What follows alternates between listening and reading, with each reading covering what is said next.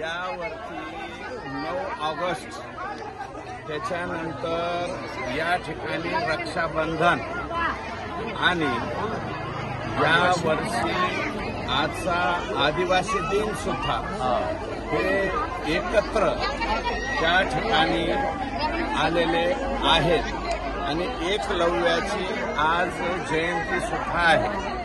हा त्रिवेणी संगम या ठिकाणी या वर्षी झालेला आहे आणि प्रतिवर्षी माझ्या आजोबापासून वडिलांपासून ही प्रथा आणि परंपरा चालत आलेली आहे।